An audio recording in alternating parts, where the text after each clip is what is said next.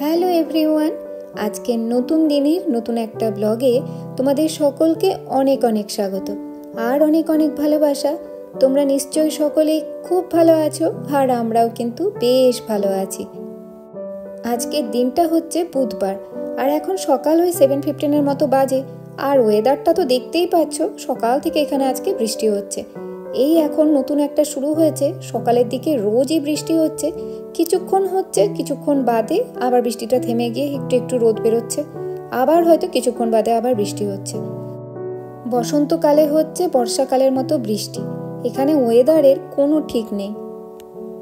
তো যাই হোক, এখন আমরা আছি বাস স্ট্যান্ডে দাঁড়িয়ে, মিষ্টুকে স্কুলের জন্য তুলতে এসেছি বাসে।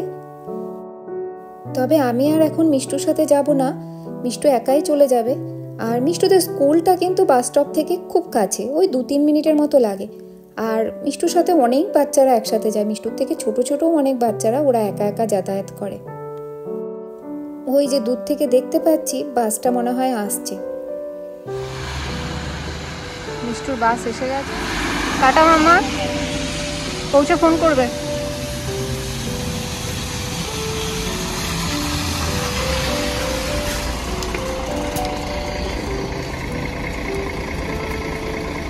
বাই।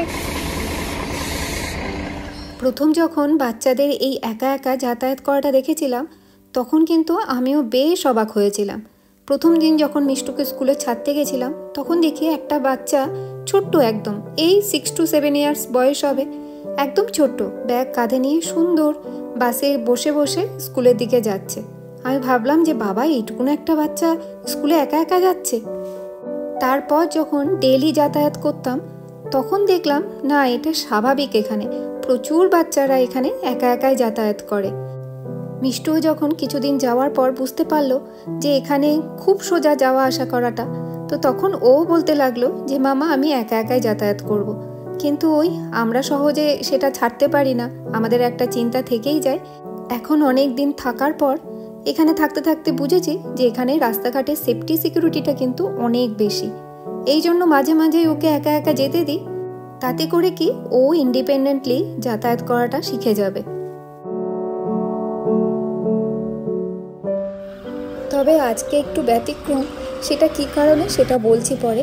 কিন্তু এই ফুলগুলো একবার দেখো, এই বসন্তটা শুরু হলেই না প্রত্যেকটা বাগানে বাগানে এত সুন্দর সুন্দর ফুল গাছ লাগিয়ে রাখে এরা, আর যে কারণে কিন্তু প্রত্যেকটা বাড়ির সৌন্দর্যটা অনেক গুণ বেড়ে যায়।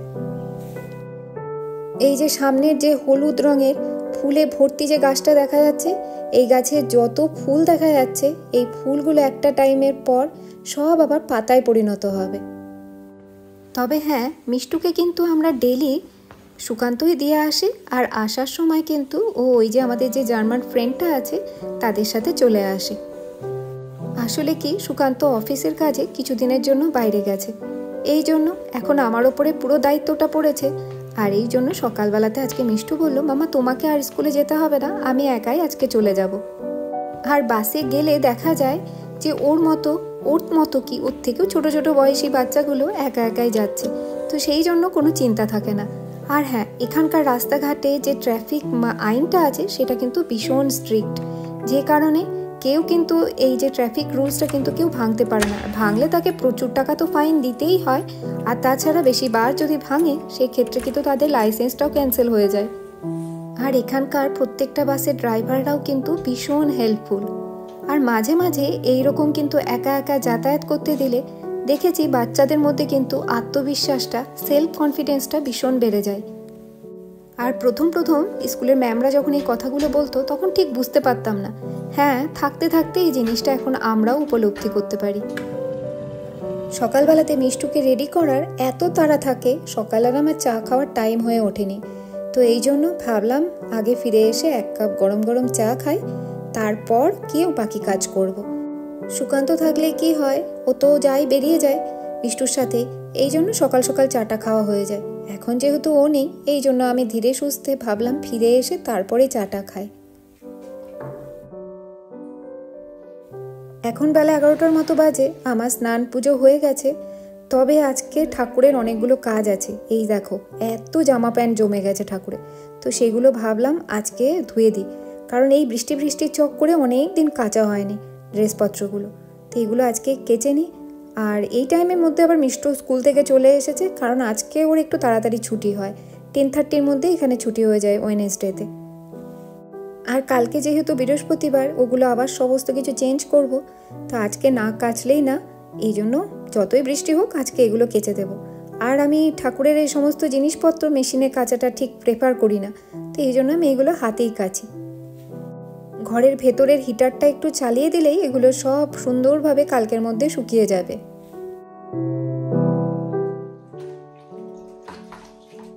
এই শীতের সময়টা, মানে শীত যখন ছিল তখনও আর এখনও, আমি কিন্তু ভেতরেই জামা প্যান্টগুলো মেলে দিই, তাতে কিন্তু জামা প্যান্টগুলো ভালোভাবে শুকিয়ে যায়। যখন শীতটা প্রথম পড়েছিল তখন বুঝতে পারিনি, জামা প্যান্টগুলো বাইরের দিকে গিয়ে মেলতাম, তো তারপরেও দেখতাম জামা প্যান্ট শুকোচ্ছে না, সেই ভেজাই পড়ে আছে। তারপরে বুঝলাম যে বাইরে মেলে কোনো লাভ নেই, বরং ঘরে মেললে তাড়াতাড়ি শুকিয়ে যাবে। আর এই যে প্যাকেটটা দেখতে পাচ্ছ, এটা সেই এসেছে শুক্রবার দিনকে। বিভিন্ন কাজের চাপে এটা আর খুলে দেখা হয়নি, শুধু এখান থেকে তুলে বের করে নিয়েছিলাম গঙ্গা জলটা, সেই জন্যই এটা খোলা হয়েছিল। তারপরে এটার মধ্যে কি এসেছে কি আসেনি কিচ্ছু মিলিয়ে দেখেনি। আর এরা না গ্রসারি যখন ডেলিভারি করে তখন ভীষণ কিন্তু ভুল করে। এর আগে তো অনেকবার হয়েছে আমাদের সাথে, অনেক জিনিস ডেলিভারি করেনি। তো যাই হোক, এখন আর দেখে কোনো লাভ নেই, এখন অনেকগুলো দিন হয়ে গেছে, তবুও জিনিসগুলো তো গুছিয়ে তুলতে হবে। তো একবার চেক করে নিই যে সমস্ত জিনিসপত্র ঠিকঠাক এসেছে কিনা। হঠাৎ করেই আমার মনে পড়লো, আরে আমি কি করে এগুলোকে চেক করব। এগুলো তো সবই অর্ডার হয় সুকান্তর ফোন থেকে, তো সুকান্তর ফোন তো এখন বাড়িতে নেই, যে কারণে আমি এখন আর লিস্ট চাইলেও চেক করতে পারবো না। মোটামুটি আমার এটুকুনো মনে আছে যে আমি সব ডালগুলোর অর্ডার দিয়েছি, তো ওটাই ফার্স্ট চেক করছি যে ডালগুলো সব এসেছে কিনা, কারণ এরা ডালগুলোই দিতে না ভুল করে। এর আগের বার তো হয়েছিল একবার আমাদের সাথে, তো একবার তোমাদেরকে ব্লগে শেয়ারও করেছিলাম যে ডাল দিয়েছিলাম 1 কিলোর, এসেছিল 1 প্যাকেট, মানে হাফ কেজির। তো এরকম ভুল ওরা হামেশাই করে। আর ওদের সাথে যে ভুল করলে কোনো কন্ট্যাক্ট করবে সেরকম কোনো অপশান নেই, একমাত্র মেল। আর মেল করলে তার কোনো রিপ্লাই আসে না। আর আগের বার যখন আমরা মেল করেছিলাম তারও কোনো রিপ্লাই আমরা পাইনি। এখান থেকে আমরা শপিং করি তার একটাই কারণ, এখানে না সব জিনিসগুলো আমরা বেশ গুছিয়ে পাই, প্রত্যেকটা জিনিস সুন্দরভাবে থাকে, প্রত্যেকটা পেয়েও যায়, যেটা এখানকার ইন্ডিয়ান মার্কেটে গেলে সব সময় পাই না। আর এখানকার যে ইন্ডিয়ান দোকানটা আছে সেখানে বাকি জিনিসের দামগুলো একটু বেশিই নেয়, যেমন সর্ষের তেল, এটার দামটা বড্ড বেশি নেয়। তো একটা জিনিস তো এই অ্যাপ থেকে কেনা যায় না, এই জন্য অনেক জিনিস কিনলে তবেই এখান থেকে লাভ।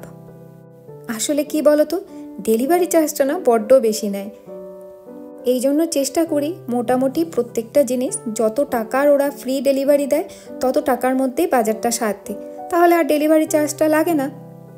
আর যে সমস্ত জিনিস আমরা অস্ট্রিয়ান সুপার মার্কেটগুলোতে পেয়ে যাই সেগুলো কিন্তু আমি আর অর্ডার দিই না, যেমন ধরো চাল, আটা, আজকাল তো আবার দেখছি মুসুরির ডালও পাওয়া যাচ্ছে, তো এই জন্য এবার আর মুসুরির ডালটা ইন্ডিয়ান বাজার থেকে অর্ডার দিইনি, ভাবলাম এখান থেকেই নিয়ে এসে দেখব। আর এইবারই হিঙের কৌটোটার অর্ডার দিয়েছিলাম, তো এখানে দেখি লেখা আছে ইয়েলো পাউডার, তো প্রথমে একটুখানি ভয় পেয়ে গেছিলাম যে এ বাবা, আমি তো অর্ডার দিলাম হিঙের, এসে গেল ইয়েলো পাউডার। আর এই সামোসার প্যাকেটটা অর্ডার দিয়েছিলাম, জানি না কেমন হবে খেতে, তো মিনি সামোসা আছে এর ভেতরে, খেয়ে দেখে তোমাদেরকে বলবো কেমন হয় খেতে। মিষ্টু এখন আমাকে অনেক বড় একটা কাজে হেল্প করছে। আমি যে সমস্ত গ্রসারিগুলো বাইরে বের করেছিলাম তো সেইগুলো এখন সব ও গুছিয়ে তুলে রাখছে। তো আমি ওকে বললাম, মামা একটু করে দিবি? তো বললো হ্যাঁ আমি এক্ষুনি করে দিচ্ছি। তো আমি বললাম যাক, ওইগুলো করে দিই, আমি ততক্ষণে রান্নাটা চাপিয়ে নিই। আজকে মা মেয়ের জন্য রান্না হবে চিকেন আর রাইস, আর কালকের একটুখানি শাক আর একটু ডাল রয়ে গেছে, তো এইটাতেই আজকে আমাদের হয়ে যাবে। আসলে কি 3 জনের রান্না করতে করতে প্রত্যেক দিনের রান্নাটাই ওই 3 জনের অনুপাতেই হয়ে যাচ্ছে, তো এই জন্য প্রত্যেক দিনই কিছু না কিছু একটা থেকেই যাচ্ছে ফ্রিজে। তাই জন্য আজকে চিকেনটা রান্না করব যখন, এই জন্য গুনে আমি রান্না করব, যাতে কোনোভাবেই চিকেনটা আর থেকে না যায়। ডাল কিন্তু বাসি হলে খেতে খারাপ লাগে না, কারণ ডালটাকে যদি শুকানো যায় তাহলে তো খেতে আরও সুন্দর লাগে। তো আমি মাঝে মাঝে এটা করি, ডাল থেকে গেলেই ওটাকে শুকনো করে নিই, আর ওই ডালটা আচারের তেল দিয়ে খেতে কিন্তু দারুণ সুন্দর লাগে। তবে এখন এই মুহূর্তে আমার কাছে আচারের তেল নেই, তবে হ্যাঁ, একটা ড্রাই একটা ম্যাঙ্গো আচার আছে, যে আচারটা দিয়ে খেতেও কিন্তু বেশ ভালোই লাগবে মনে হয়। তো আজকে এটাই করব, ডালটাকে এই মাংসটা রান্না করে নিই, ভালো করে শুকিয়ে নেব। আজকে মাংস রান্না করার জন্য পেঁয়াজটাকে আর বেটে নিইনি। আজকে ভাবলাম পেঁয়াজটাকে একটু ভাজা ভাজা করে তারপরে মাংস রান্না করি। ডেলি যেভাবে মাংস রান্না করি সেইভাবেই মাংসটা রান্না করব, কিন্তু লাস্টে ভাবছি কিছু একটা দেব যেটাতে মাংসের টেস্টটাকে একটু অন্যরকম করবে। তো এটার মধ্যে আমি টমেটোটাও দিয়ে দিলাম। এবার একটুখানি ভালো করে নেড়ে চেড়ে নিয়ে এর মধ্যে মশলাটা দিয়ে দেব। এর মধ্যে ওই যে বেসিক মশলাগুলো থাকে, যেমন জিরে গুঁড়ো, ধনে গুঁড়ো, আর লঙ্কাটা আমি কাঁচা লঙ্কাটাই ইউজ করেছি, আর এর মধ্যে আছে রসুন আর আদা।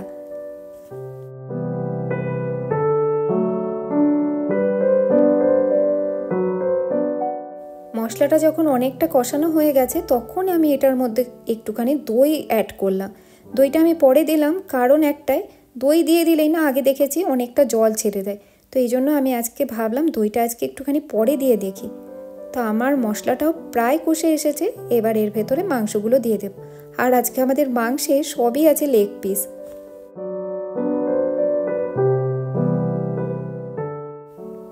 এইবার আর কি মাংসটাকে দিয়ে এবার ভালো করে সুন্দর করে কষিয়ে নিই। তারপর এটার মধ্যে একটুখানি জল দিয়ে দেব। যদিও এখানকার মাংসে তেমন একটা জল লাগে না, কিন্তু আমি একটু অন্যভাবে যেহেতু বানাচ্ছি সেহেতু আজকে একটু মাংসটাই জল দেব। ব্যাস, জল দিয়ে দিয়েছি। এবার এটা হতে থাক, ঢাকনাটাও দিয়ে দিই। মাংসটা আমার একদম রেডি হয়ে গেছে। আর ওই যে বললাম না আজকে একটুখানি অন্যরকম টেস্ট করব, আর অন্যরকম টেস্ট করার জন্য এটার মধ্যে আমি একটুখানি দিয়ে দিলাম কাসুরি মেথি। আর কাসুরি মেথি দেওয়ার সাথে সাথে না এত সুন্দর একটা গন্ধ বেরোয়, আমার খুব ভালো লাগে। এটাকেও নামিয়ে নিই, আর ওইদিকে ডালটা আর শাকটাকেও ভালো করে গরম করে নিই। চলো তাহলে আজকের ব্লগটা এখানেই শেষ করি। আর ব্লগটা যদি তোমাদের ভালো লাগে তাহলে একটা লাইক আর একটা কমেন্ট করে দিও। দেখা হবে নতুন একটা ব্লগে। ততক্ষণের জন্য বাই বাই।